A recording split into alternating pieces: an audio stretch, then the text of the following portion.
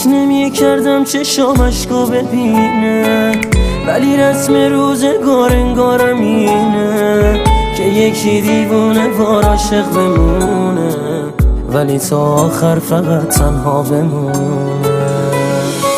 من تو این سالای روز خوش ندیدم، آخرش به آخرین حرفت رسیدم که میگفتی عشق ما هم اشتباه بود، عشق از اون اول فقط تو قصه ها بود. اشتباه بود این دروغ عاشقیت واسم گناه بود، آخه عاشق که رفیق نیمه راه نیست، این جداییمون جواب خوبیام نیست. بعضی وقتا که تو خلوتم تو تنهایی میشینم، خودمو توی گذشته ها میبینم، نمیخوام اون روزا رو بازم ببینم.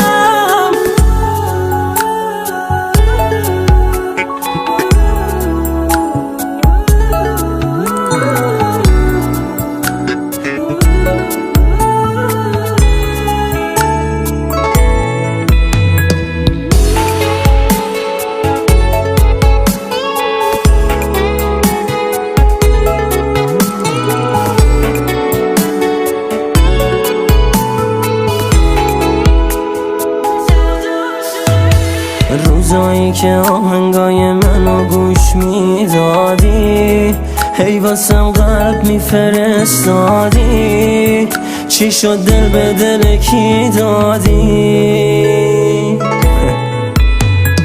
قسمایی که میخوردی یکی یکی یادت هست، زندگیمونو به کی دادی پس؟ من هنوز خیلی چیزا یادم هست. اشتباه بود این دروغ عاشقیت واسم گناه بود، آخه عاشق که رفیق نیمه راه نیست، این جداییمون جواب خوبیام نیست. اشتباه بود این دروغ عاشقیت واسم گناه بود، آخه عاشق که رفیق نیمه راه نیست، این جداییمون جواب خوبیام نیست. بعضی وقتا که تو خلوتم تو تنهایی میشینم، خودمو توی گذشته ها میبینم، نمیخوام اون روزا رو بازم ببینم. تنظیم: فتاح فتحی.